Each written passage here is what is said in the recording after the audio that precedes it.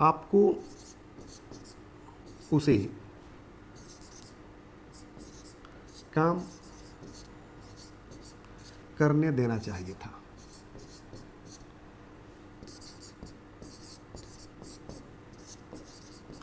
ये पहला type sentence रहा बाबू। दूसरा टाइप सेंटेंस है उसे काम करने देना चाहिए था।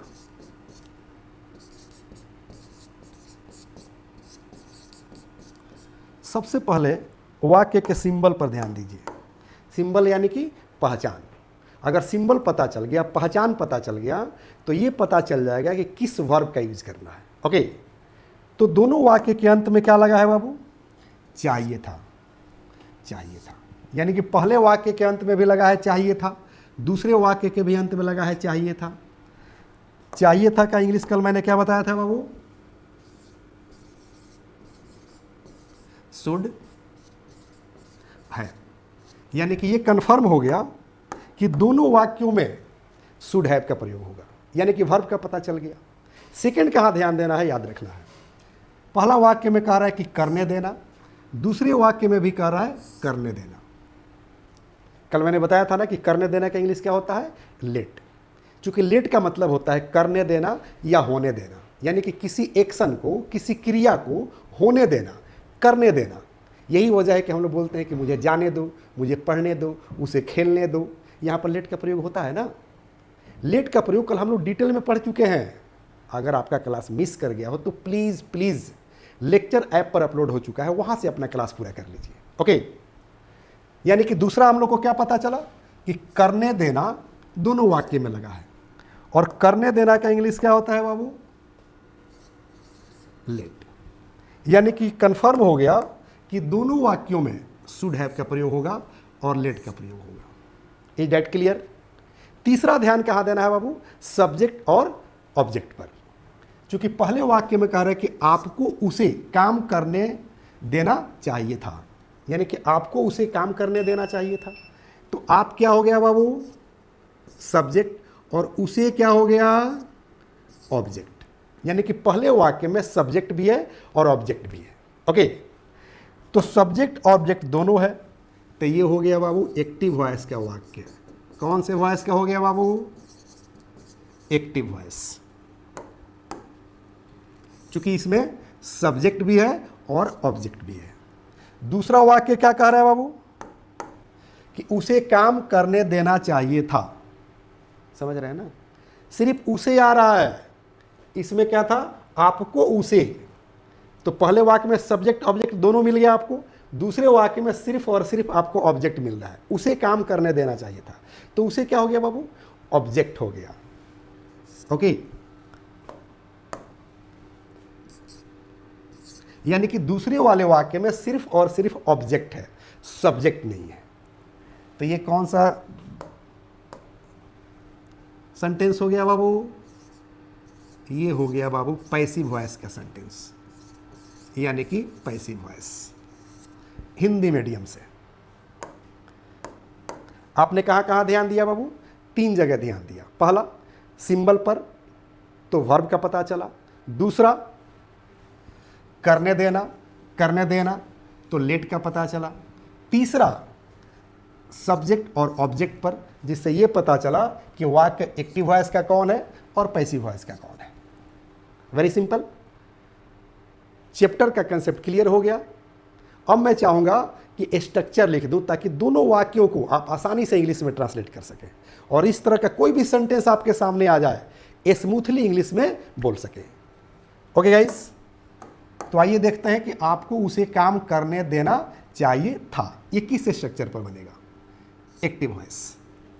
तो सबसे पहले जो है सब्जेक्ट, सब्जेक्ट के बाद क्या करेंगे बाबू? शुड। देख रहे हैं ना, शुड लगा है ना। उसके बाद जो है अगर इसमें नोट की आवश्यकता पड़े तो नोट लगाएंगे, क्योंकि इस वाक्य में नोट नहीं है। आपको उसे काम करने देना चाहिए था, ये निगेटिव नहीं है।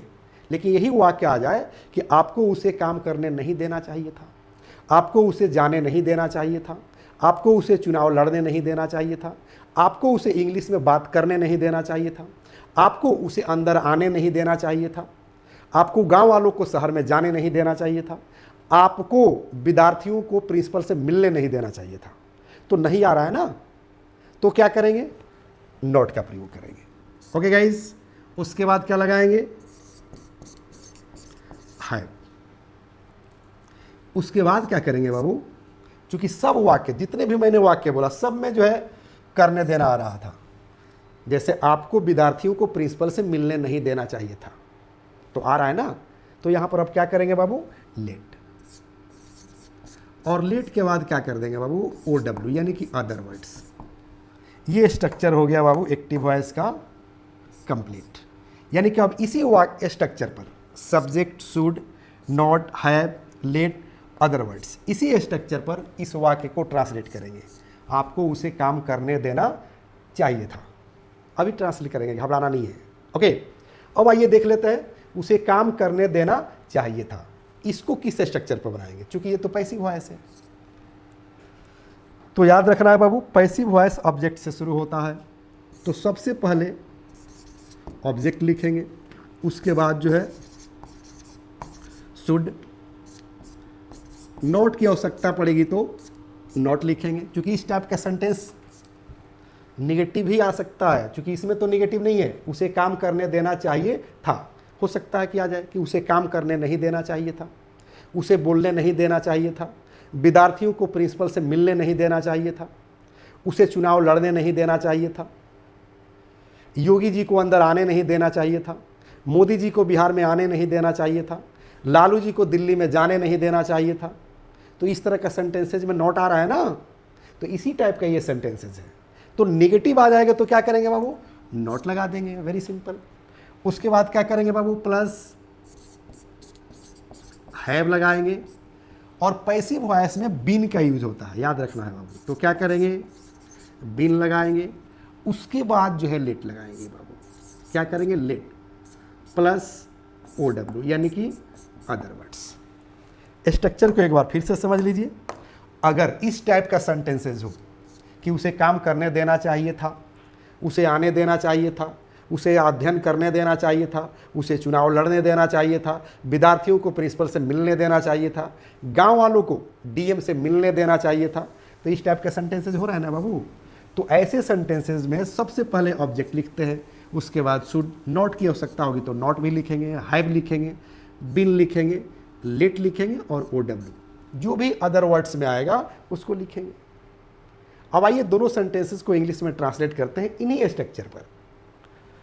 ओके गाइस, तो पहला सेंटेंस क्या है बाबू, कि आपको उसे काम करने देना चाहिए था।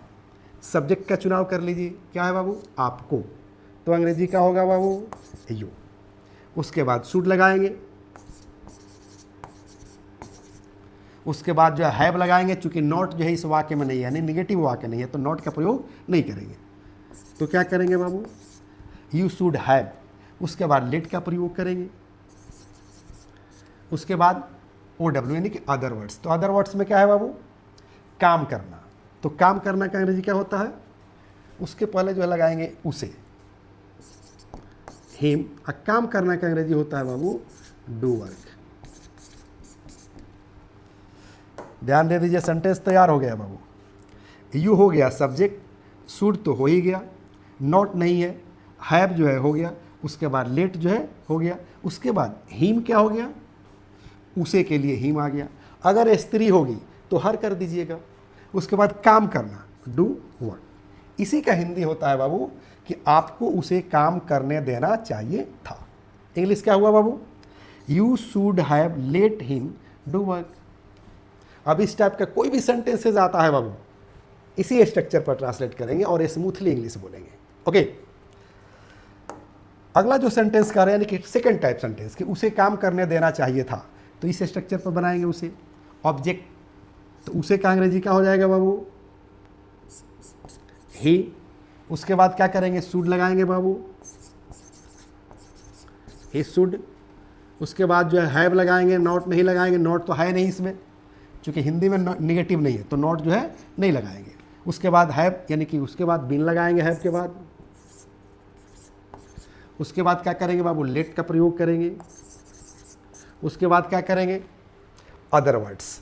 तो अदर वर्ड्स में क्या है बाबू, काम करना, तो क्या कर देंगे बाबू, डू वर्क।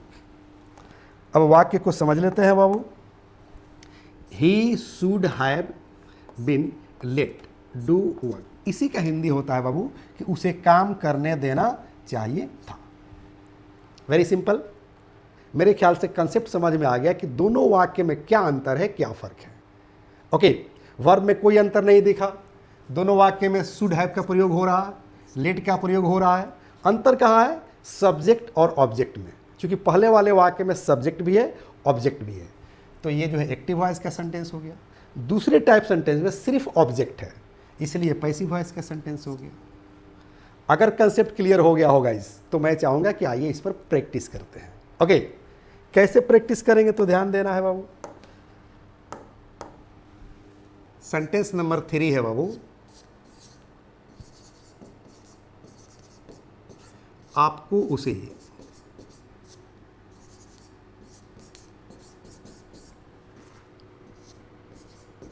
अंग्रेजी में बात करने देना चाहिए था।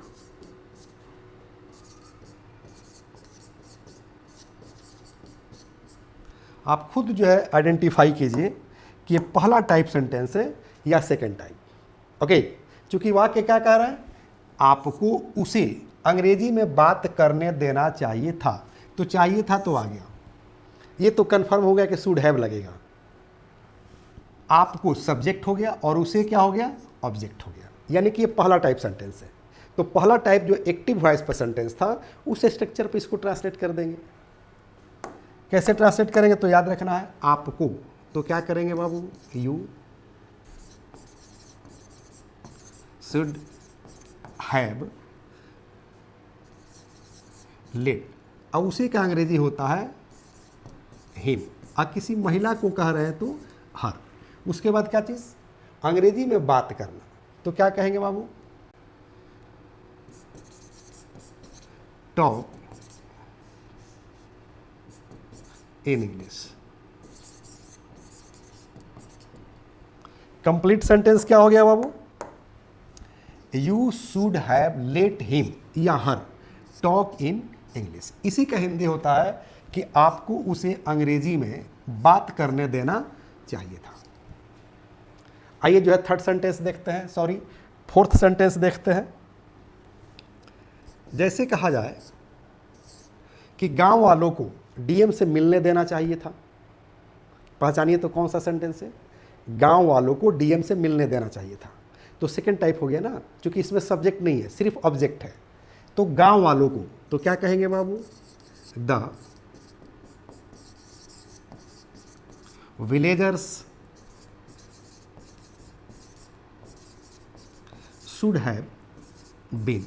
ये सेकेंड टाइप सेंटेंस हो गया तो बीन लग जाएगा, क्योंकि पैसिव वॉइस हो गया। तो कहेंगे the villagers should have been let meet to the DM. इसी का हिंदी होता है कि गांव वालों को डीएम से मिलने देना चाहिए था, विद्यार्थियों को प्रिंसिपल से मिलने देना चाहिए था। तब क्या कहेंगे बाबू, आपको हिंदी की जरूरत हो रही है तो हिंदी लिखते जाइए बाबू। विद्यार्थियों को प्रिंसिपल से मिलने देना चाहिए था, तो क्या कहेंगे बाबू, the students should have been let meet to the principal. इसी का मतलब होता है बाबू कि विद्यार्थियों को प्रिंसिपल से मिलने देना चाहिए था। अब हो सकता है कहना हो कि उसे चुनाव लड़ने देना चाहिए था, तब क्या कहेंगे, उसे चुनाव लड़ने देना चाहिए था। सेकेंड टाइप सेंटेंस हो गया बाबू, ये तो कन्फर्म है, उसे चुनाव लड़ने देना चाहिए था। पुरुष को कह रहे हैं तो ही कहिए, स्त्री को कह रहे हैं तो सी कहिए। Should have been let fight the election. इसी का हिंदी होता है बाबू कि उसे चुनाव लड़ने देना चाहिए था। तो सिर्फ इसमें ऑब्जेक्ट है, इसलिए पैसिव वॉइस हो गया। मैंने सेंटेंस बना दिया कि ही या सी। आप किसको कह रहे हैं? This depend on you. पुरुष को कह रहे हैं तो ही कहिए, स्त्री को कह रहे हैं तो सी कहिए। Should have been let fight the election. Okay guys, अब मेरे ख्याल से आपका कंसेप्ट क्लियर हो गया होगा कि दोनों टाइप के सेंटेंसेज में क्या अंतर है, क्या फ़र्क है, और दोनों टाइप के सेंटेंसेज को कैसे इंग्लिश में बोलना है। ओके गाइस, घड़ी इशारा कर रही है। अब मैं आप लोगों से विदा लेना चाहूँगा, कल फिर मिलूंगा। Thank you, have a nice day. The first step towards achieving your dreams is having the right coach. Get the best education with English Plus by Sanjeev Sivaneer and make your spoken English dreams come true. Download the app now.